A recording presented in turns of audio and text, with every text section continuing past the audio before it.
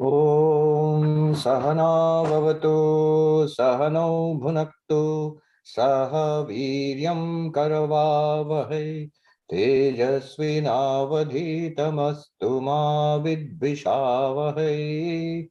Om Shanti Shanti Shanti. Om. May the Lord protect us both, teacher and the taught, together by revealing knowledge. May He protect us both by giving us the results of knowledge. May we attain vigor together. Let what we study be illuminating. May we not cavil at each other. Om, peace, peace, peace.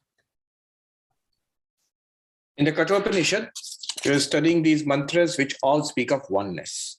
Swami Vivekananda said, oneness is the only true religion. And here we see that theme just pointed out again and again. You know, that so what Swami Vivekananda meant was that which brings us together, that oneness, so that's true religion. He, in fact, would give some interesting tests of truth, of true religion.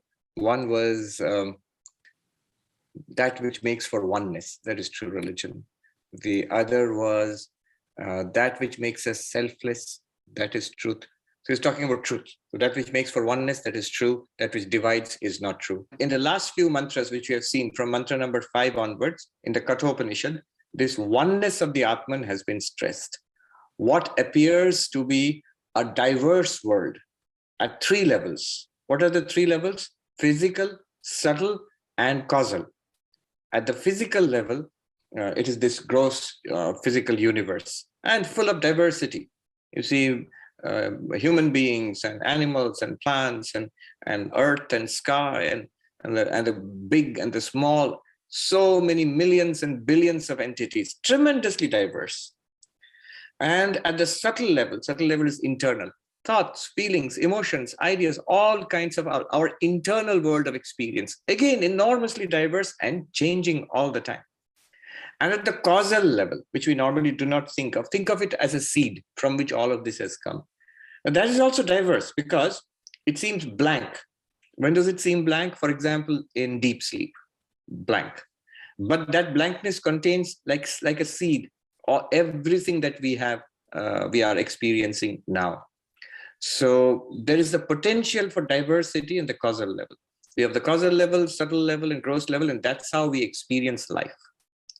Not only that, at each level, there is the microcosm and the macrocosm. In each level, we experience ourselves as an individual experiencing this vast world. So I am there, and this vastness is there. At a subtle level, my own mind, and there's a cosmic mind. At least that's how it's envisaged. I know there are other minds, but Vedanta says that not only are there many, many minds, those minds are also connected.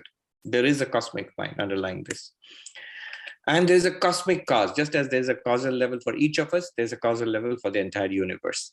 In any case, everywhere there seems to be diversity. There seems to be difference. And the Upanishad says radically that there is oneness all throughout. It is one reality appearing as many. Not only that, you are that oneness. The Atman is that oneness. It is you appearing at the causal level as the God and as the Jivatma, the individual being. It is you appearing at the subtle level as cosmic mind and the individual sentient being, the thinking person, the person.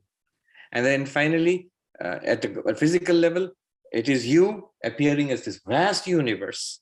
And you means pure consciousness, the real you, and appearing as this limited individual body, which is born, ages, and dies. So there is underlying unity appearing as diversity, much like one mass of water appears as thousands of waves and foam and surf and droplets of water. So like that, there is unity at the physical level, not just unity, oneness at the physical level, oneness at the subtle level, oneness at the causal level. That's what we were seeing in all these verses. Now the 11th mantra says, I'll chant it again. We stopped there last time. Manasaivedamaptavyam neha nanasti kinchana mrityu samrityum gacchati yaiha naneva pashyati. That is to be attained through the mind indeed. There is no diversity here whatsoever. He who sees as though there is difference here goes from death to death. Each of this is very important in Vedanta. And Adi Shankaracharya, in his commentaries on the Upanishads and the Gita, never tires of quoting this particular mantra. Neha nanasti kinchana. There is no difference here, no diversity here whatsoever. In reality, it is one existence consciousness bliss through a variety of names and forms and actions appearing as this diverse dynamic universe. Yes, at a certain level, at the level of the movie, there is diversity. At the level of the screen, it is the same screen all throughout. At the level of existence consciousness bliss, it is one reality. At the level of this universe, variety. The variety here is made possible by the underlying oneness. So neha nanasti kinchana. There is no, nana means diversity. Iha, here. This is important. Here means right now, when you are seeing this diversity, when you're in the midst of this diversity. See, diversity is necessary for life. What we experience is life, difference and diversity are necessary. If the eyes and the screen were not different, eyes could not, there would be no seeing anything. If the ears and sound were not different, there would be no hearing anything. If the, the eater and the food were not different, you wouldn't eat. If the subject and object were not different, then there would be no experience whatsoever. It would be a blankness. In fact, notice when the subject and object become one in our daily experience, deep sleep, there is no more experience. It's just a blankness. If you call that experience, fine, but there's no normal experience like that we see. There would be no change if there was no diversity. So being dynamic, changing, variety, action, emotion, thought, all of these are possible because of diversity. Advaita Vedanta does not deny the utility of diversity, that's Vyavahara, does not deny the experience of diversity. It just says, Vedanta, you have to look for the truth. The truth is there is underlying oneness. Just as a moviegoer does not deny that there is a uniform screen underneath all the movies. It's a tragedy, it's a comedy, a science fiction movie, a horror movie, and with lots of characters and storylines and everything, lots of changes, tremendous action going on, and yet everybody knows it's just at another level of truth, at a higher level of truth, fundamental level of truth, it's just one reality. And that one screen makes possible the movies. This one existence consciousness bliss makes possible this world. So neha nanasti kinchana. There is no problem at all having the experience of diversity. There is no problem at all being engaged in the world. Experience as much diversity as you want. Do as much action in the world as you want. But what happens to the ignorant is we lose sight of the underlying oneness. And that I am that oneness. And having lost sight of that, what happens is we get caught in samsara. We get caught in the movie. We want it to be a comedy always. Alas, sometimes it's a tragedy. So, and we are not serene. We want it to be rather this way and not that way. Raga dvesha. What's wrong with likes and dislikes? Likes and dislikes are inevitable. Yes, but we should not invest in likes and dislikes, because likes and dislikes ultimately are based on a false proposition that there is some diversity here, there is something ultimately more preferable than, and there's something ultimately much worse. Not really. If it is one Brahman appearing in all these ways as the bitter and as the sweet, then ultimately it's bitter and sweet and not ultimate truths. It is one reality appearing as both. And we know all experience of diversity, all contact between subject and object is subject to, is determined by causes and conditions. Things arise because a lot of things underneath are making them so. And what we experience as life would not be so unless the underlying causes were like that. The Buddhists have a very good analysis of this. What we see as an experience as an universe and what's so important to us is very flimsy. It's like a tissue, like an illusion set up, and it can change at any moment. I mean, I remember once a long time ago, I was very sick for about a month or two, and I completely lost appetite. At one time, I couldn't eat, and I was on, drip, this IV for some time. When I recovered, I had no appetite at all for a long time, and for a long time, my body chemistry had changed. So I had no taste for almost all the kinds of food that I used to eat. And I realized how much of that is just body chemistry. Body needs something. Plus, there is an overlay of vasanas, of likes and dislikes in the mind. It's not pure body chemistry. That would be machine-like. Then the body would eat what it needs. But unfortunately, on top of what the body needs, we have a whole set of likes and dislikes, which is mental, which is almost, I would say, illusory, because it really doesn't have much to do with what the body needs. It's more what we have accumulated in this lifetime and conditionings of past lifetimes. What I mean was, one interesting experience I had when I was sick is that I couldn't eat anything. I had no taste for anything. And the body didn't need anything also, because it was sick and it was getting what it needed through the nutrients, through the IV. But the mind needed taste. And so I would dream of delicious dishes which I had eaten as a kid. If you actually had given me those dishes, okay, eat, I would have thrown up, because their body didn't want it at all. See, the mind has a hunger. That is vasana. And we are driven by that. All of this is an appearance, not to be taken seriously. Not to be taken seriously. Don't build your life around likes and dislikes. It's very flimsy. So because Neha nanasti kinchana, there is no diversity here whatsoever, even while you are eating, while you are literally eating the world, we are consuming the world. Even while we are experiencing the world of diversity, there's no diversity here whatsoever. Therefore, whatever we base on diversity, remember, it's a fiction, ultimately. Don't take it seriously. One sadhu in Uttarakhand, in the Himalayas, told me, with a sweep of his hand, showing me all around, in Hindi, he said, "Ye sab dikhta hai Mahatma ji, hai nahi? All this appears, oh monk, doesn't exist. What exists is this underlying existence consciousness place. What's that? That's you." So that's what we have been learning. Now, he goes on to give a dire warning.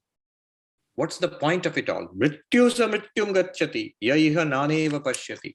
So who is saying this? The Lord of Death, Yama. He is warning us that heed my words carefully. In one English poem, it's called The Hound of Heaven. So here is the Hound of Death. So it's chasing us from lifetime to lifetime. He says, as you run through lifetimes, I am chasing you, and I will catch you in each lifetime, and I will kill you, and you will die. Not once. We talk about the cycle of birth and death, and the Lord of Death is not so kind. He doesn't say you'll be born and you will die. He says you will go from death to death. You'll be born, and imagine all the problems of growing up all over again, and being a kid and playing with dolls or whatnot, and balls, and then making friends and fighting and all of that, being sick, then becoming teenagers, going to school and college, getting jobs, getting married, all the attachments, the heartbreaks of life. And when you're well settled, things are going well, you begin to get old. Bill, our Bill Conrad, he had to go to the hospital again today. It was a minor problem. Hopefully he'll be back again. So when I saw him off, the 911 people had come. He is 97 years old, I said, "Bill, you always say to us, old age is not for sissies." He chuckled and he said, "That's for sure, Swami." So become old again, and all the problems come to us. And unfortunately, by this time, we have set up a samsara. There are husbands and wives. Maybe at that age, fathers and mothers and grandparents are gone. But then there are husbands and wives and children and grandchildren, and money and house and property, likes and dislikes, all of that. What will happen? The Lord of Death says, I'll come and snatch you away from that.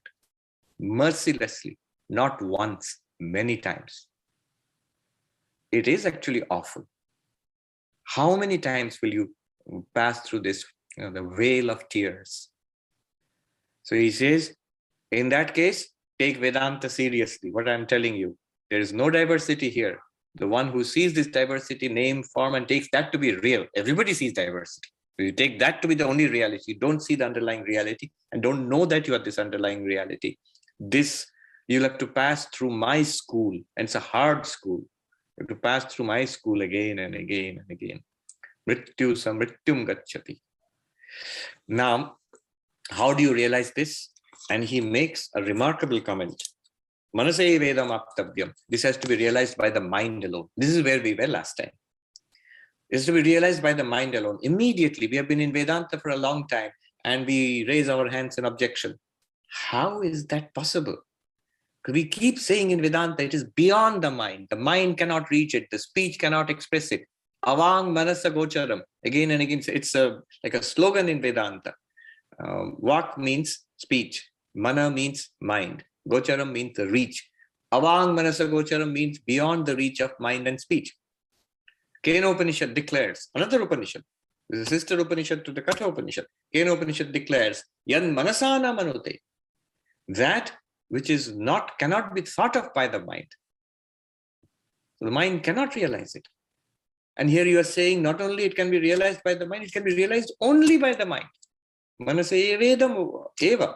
Only by the mind it can be realized. How do you understand this? This is very, very important because this tells us of the nature of enlightenment and what we have to do to get enlightenment. 3 levels of explanation. Last time I gave 1 level, but we'll go through those 3 quickly. That's why I stopped last time.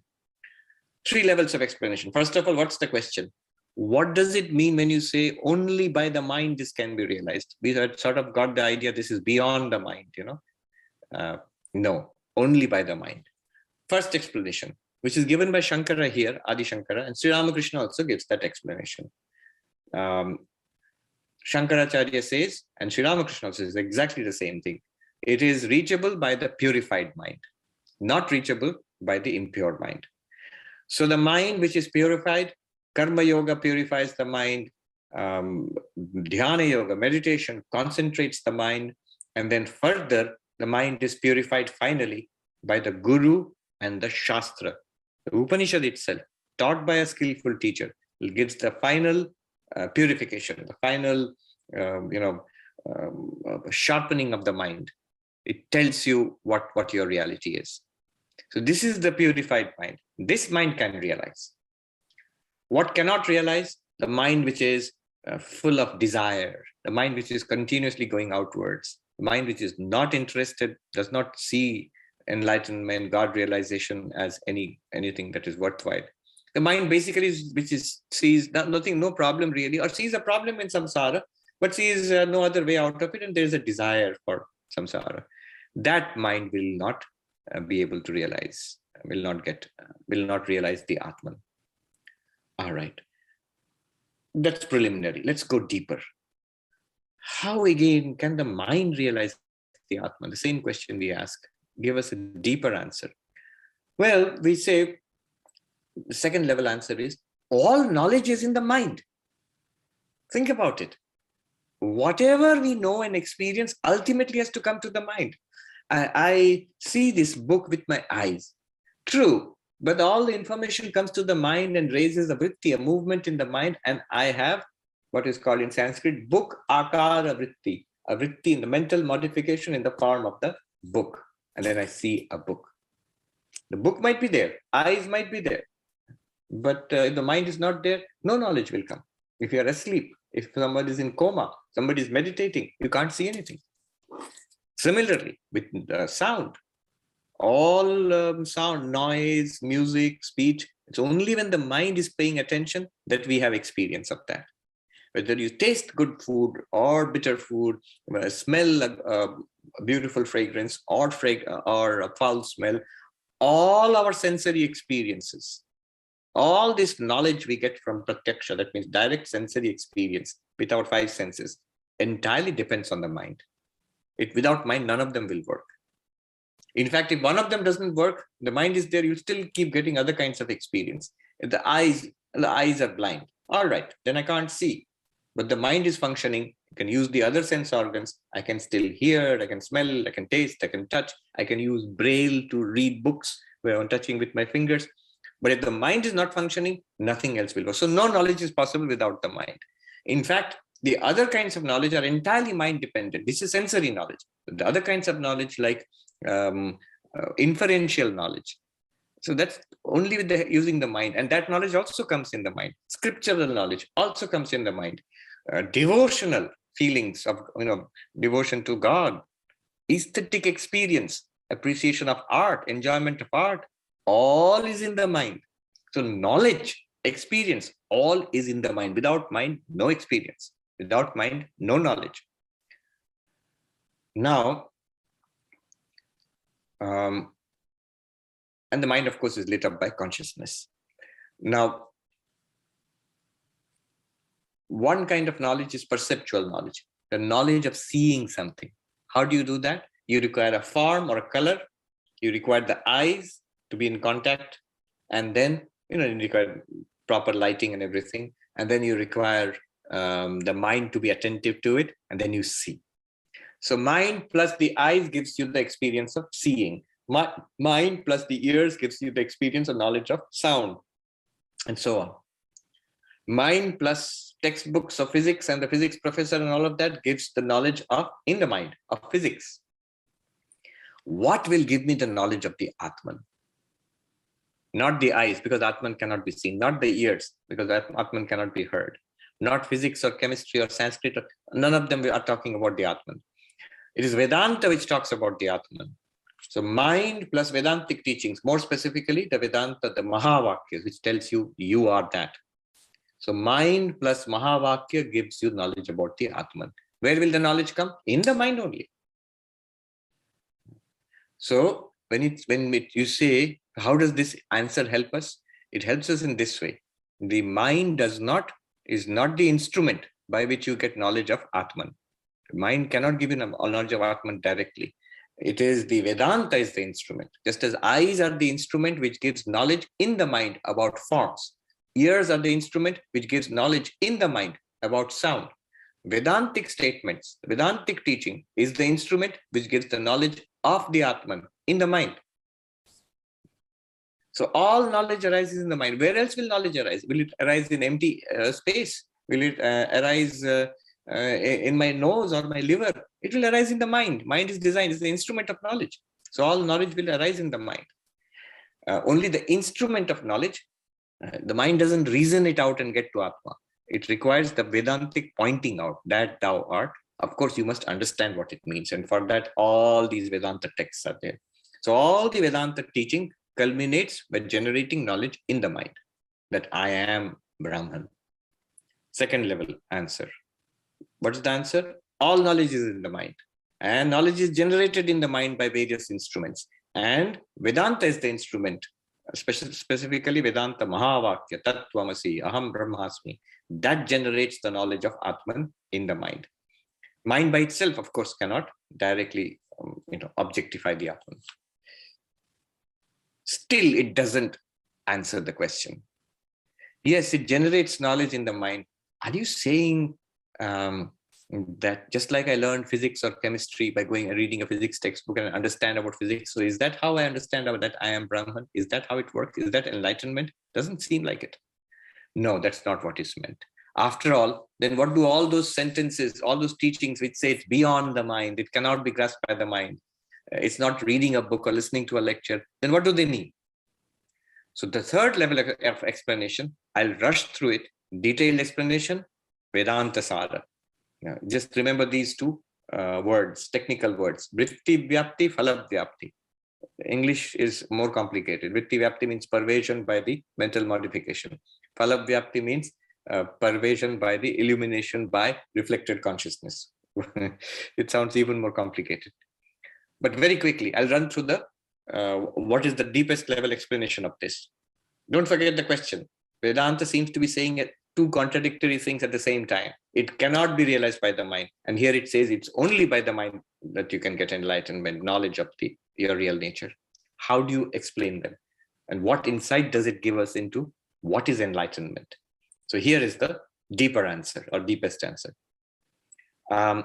First of all, we must see how does any kind of knowledge take place, and how is enlightenment different? Self-knowledge, Brahman knowledge, God realization, how is it different from ordinary knowledge? How does ordinary knowledge take place? To put it briefly, you are pure consciousness. And that pure consciousness is reflected or channeled in the mind as reflected consciousness. In Sanskrit, Chidabhasa. Whatever happens in the mind is lit up by this reflected consciousness, and you get the experience, the first person experience. Consciousness enables you to get experience. Now, what happens in the mind? Whatever is experienced through the senses or internally recalled through the mind comes up as a ripple on the lake of the mind. Like you throw a stone into the lake, it sets up ripples. Similarly, you see something outside, and that sets up a set of ripples in the mind. That's called vritti, chitta vritti. So I see a book, the Gita, and it sets up a ripple in the mind about the Gita. Seeing a book. And the experience of seeing a book comes to me when the consciousness reflected in the mind illumines that vritti. Let me repeat. Object, senses, vritti in the mind, mental modification about this object, and mental modification being lit up by consciousness reflected in the mind. That process gives us experience of knowledge. That is ordinary knowledge.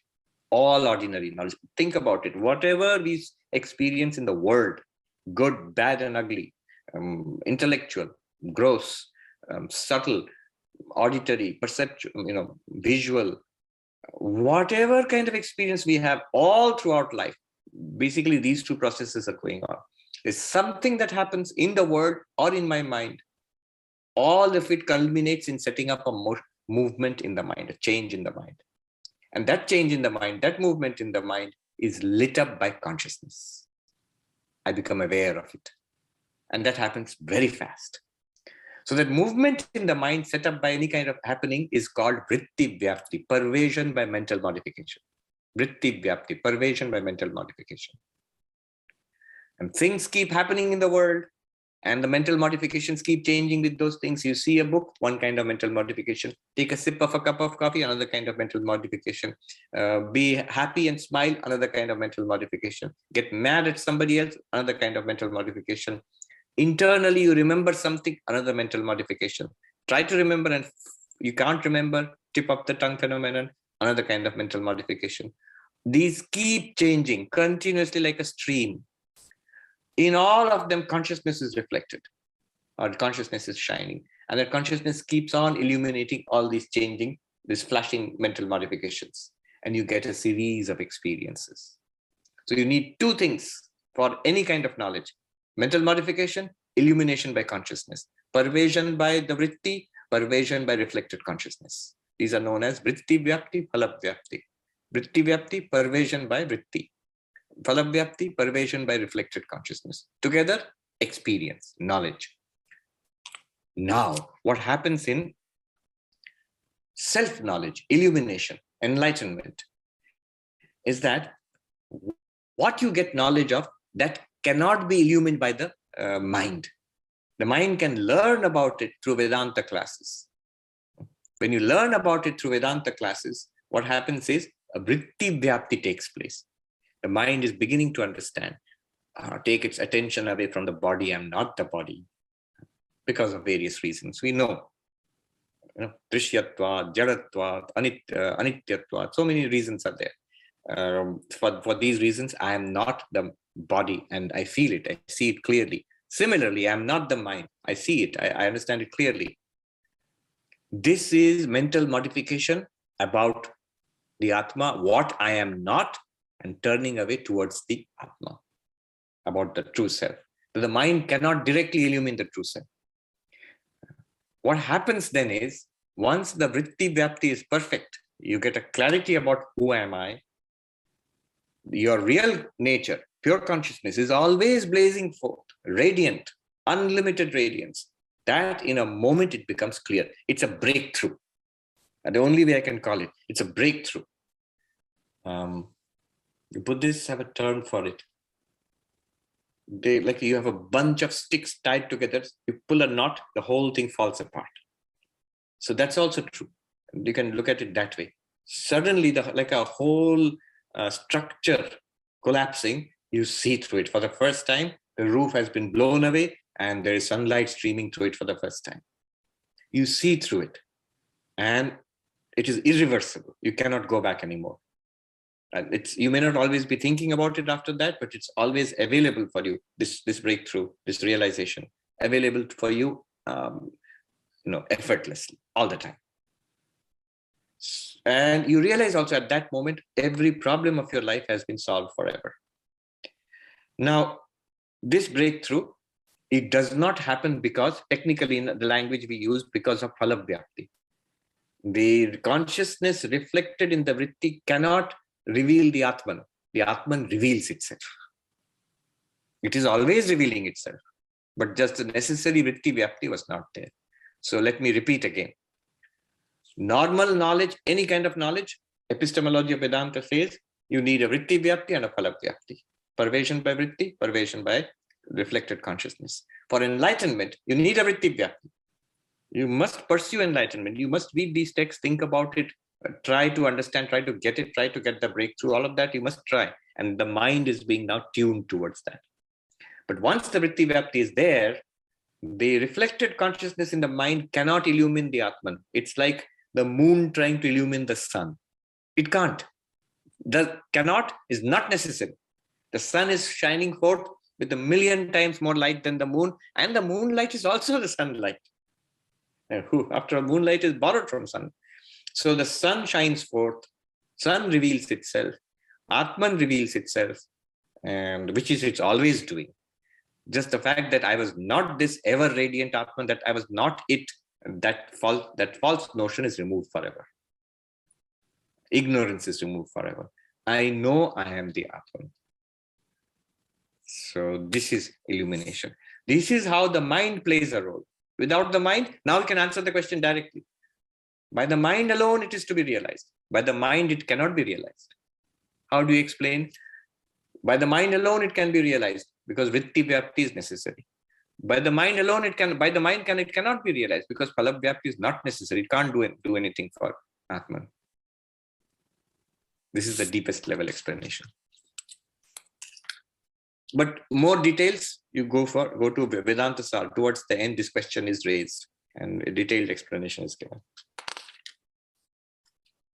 Number 12. Angushtamatra purusho madhya atmani tishtati ishanam bhuta bhavyasya natato vijugupsate etadvaitat. The being Purusha of the size of a thumb resides in the body. Knowing him as the ruler of the past and the future, one does not want, by virtue of that knowledge, to save the self. This is indeed that. Okay. Angushtamatra Purusha. This is a phrase often used in Vedanta. The Atman, the Purusha, that being of consciousness, our real nature, is of the size of a thumb. And it resides in the center of the body. What does it mean? All it means is the consciousness which I am, we are normally aware of it in the mind. Just look at it right now.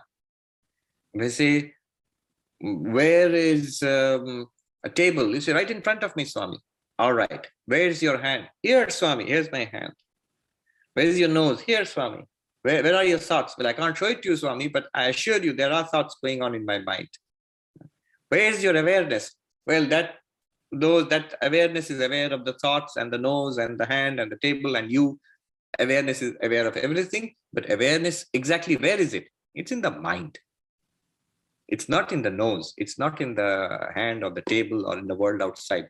I am aware of awareness in the mind. And it is making me aware of everything. So awareness exists in the mind, step one.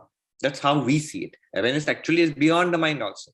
Awareness is the only reality according to Advaita Vedanta. But the way we experience it is internally, only in the mind. And notice, right now, when you look at your own experience, you experience yourself as aware only in the mind, nowhere else. You don't even experience the awareness of others. I say, all these people are there. There's 72 people here. I am one. Aren't the other 71 not aware? Yes, they are aware, but you are not aware of their awareness. You're only aware of their faces and their words and their actions, but you are not even aware of their thoughts, let alone their awareness. The only place we are aware of awareness is in the mind. Step one. So it's a mind delimited awareness that we think about when we are told about consciousness. Now, next step, in Vedanta, in most Indian philosophy actually, the idea is the mind is in the heart. In the most ancient people thought the mind was in the heart. And they may not be wrong. Right now, we think the mind is in the brain, but that remains to be proved. Because why we think the mind is in the brain is because all mental events seem to correlate strongly with neuronal activity. It's a science of correlations. True. But the mind is a separate reality and it exists in the heart. And psychologically, at least, we always point to ourselves like this. We don't say, where are you? We don't say like this, here. No, we say here, I am here. So we are in the heart, the mind is in the heart, and more specifically, in the physical heart, there is a space inside the physical heart, approximately of the size of your thumb. So child's heart will have the space in the heart of the size of the child's thumb, like that. So in the heart, the mind is there. In the mind is consciousness. What will be the size of that consciousness? Now, be careful here. Consciousness has no size. Not even the mind doesn't have a size. It's the size of the space in the heart. That's why it is said, consciousness, you the awareness, you the consciousness of the size of the thumb resides in the middle of the body. What resides in the middle of the body? Heart. Left here. And I knew a monk whose heart was on the right side. So he has his heart on the right side. So on the left of the body. And in the heart is a space. And in that space is believed, strongly believed, at least in the ancient times, not just Indian philosophy, many ancient thinkers believed the self was or mind was in the heart. So in the heart is a space. In that space is mind.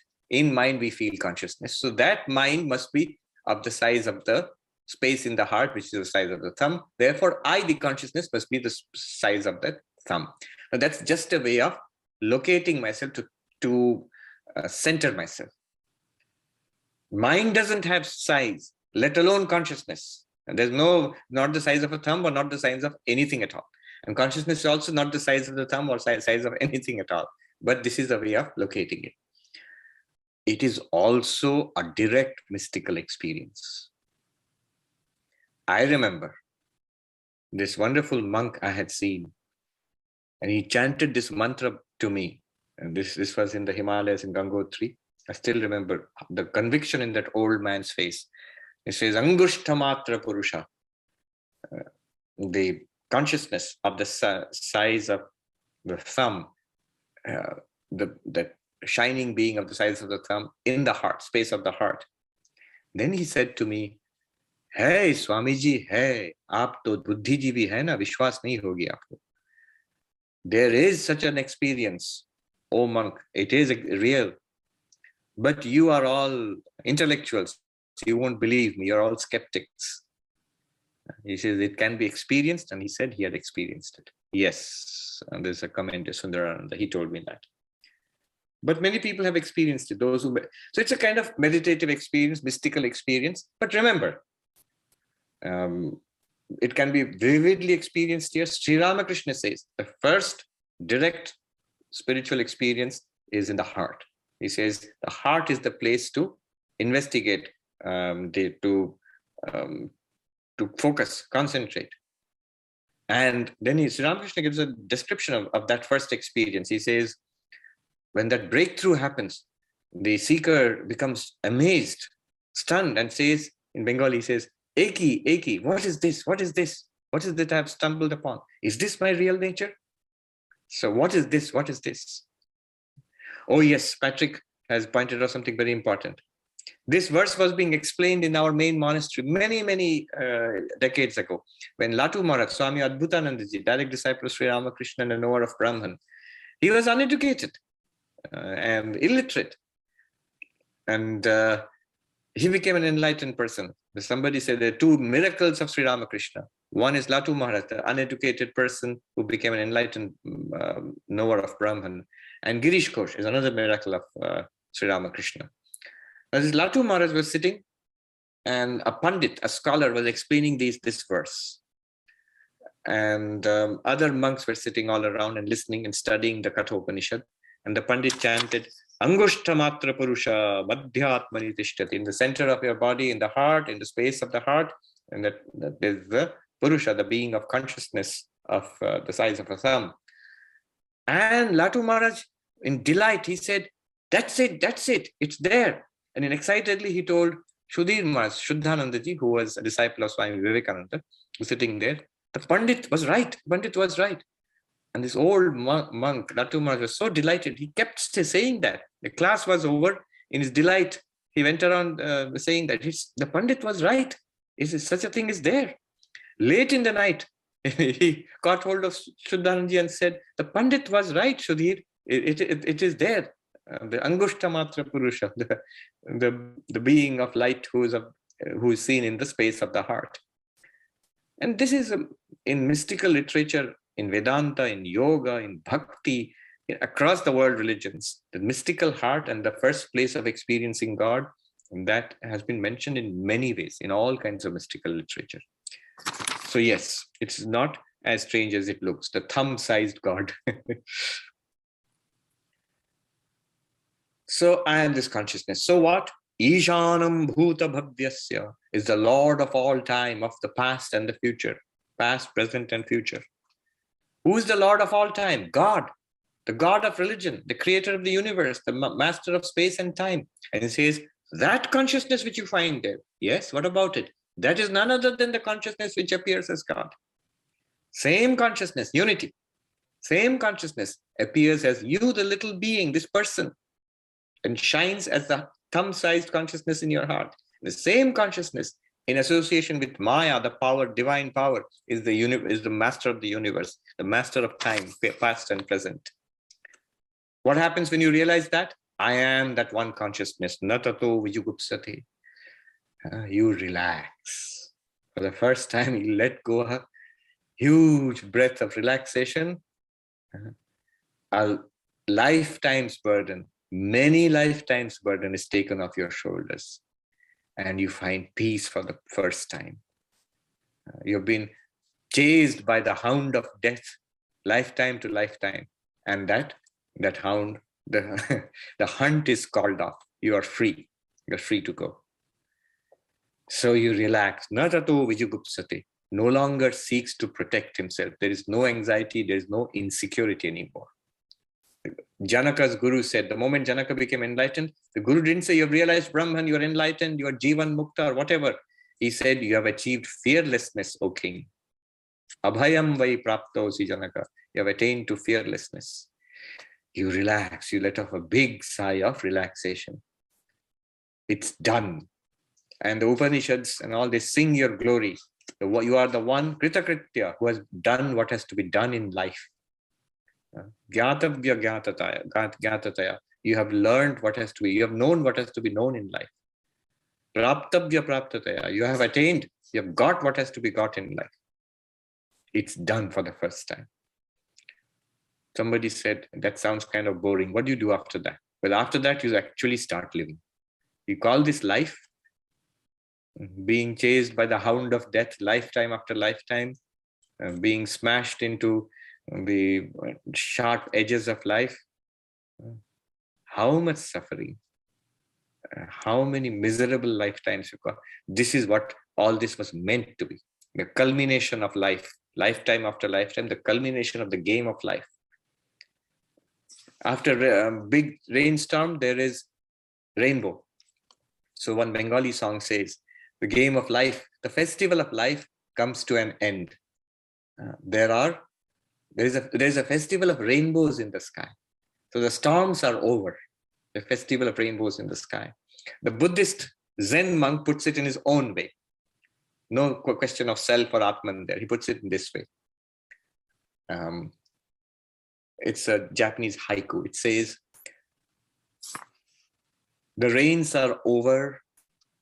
The last storm clouds have disappeared.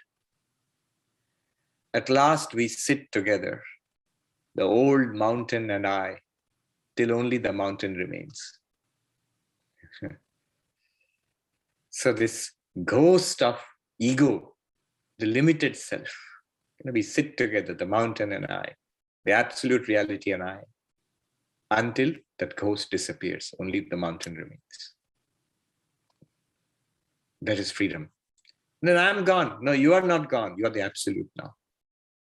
You are infinite now. You always were this little chimera of a ghost. It appeared before you. Ishanam bhuta bhagyasya narato vijugupsate. What's all this? Etadvaitat. Oh Nachiketa, this is what you had asked for long, long time ago. The third boon you had asked for. What is the reality of death? The reality of death is I will chase you lifetime after lifetime. This lifetime I'm going to kill you.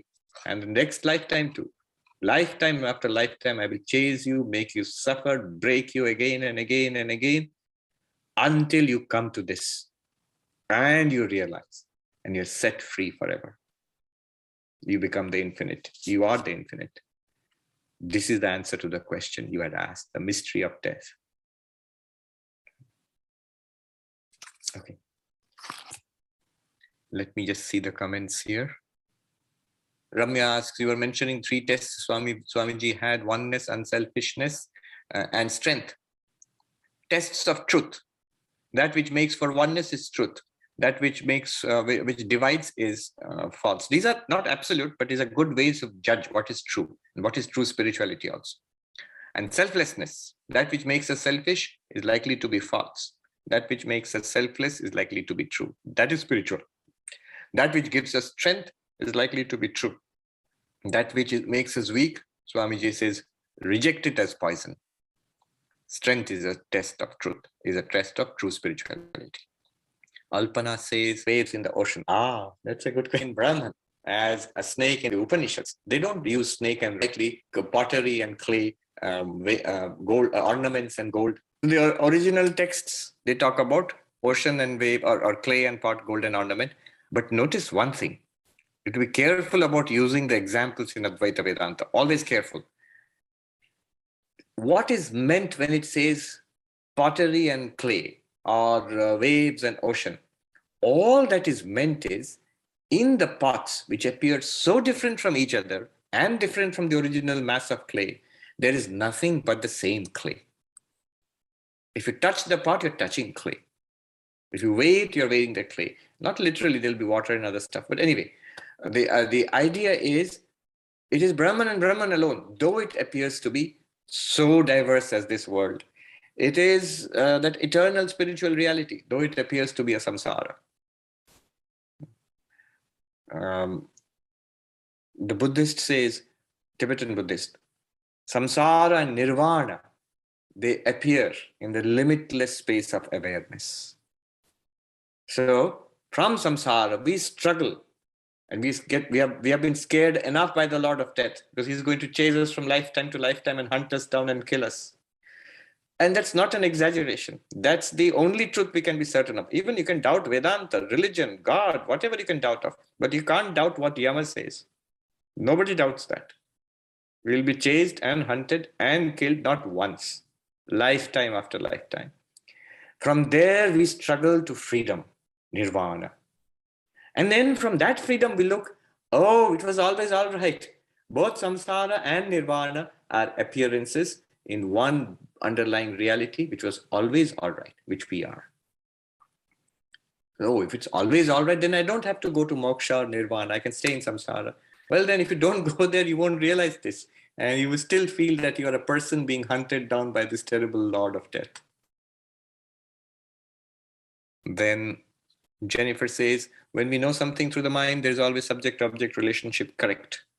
But we have been saying that pure consciousness is pure subject, cannot be an object of mental experience. Can we understand that in this verse? The Upanishad is talking about intellectual understanding by the mind, not final enlightenment. No, final enlightenment. When I said vritti vyapti, not phala vyapti, it's final enlightenment. The intellectual understanding, which we get through the Upanishads, you make it as good as it gets. The next jump will come intuitively from within. It will be revealed. Don't worry about that. That will come. That clarity will come. Take care of the vritti, the tuning of the mind to the truth, and the enlightenment will come by itself. You're right. Reading the book and all the arguments and all the pointings, that will not make you enlightened by itself. You can't argue your way to God.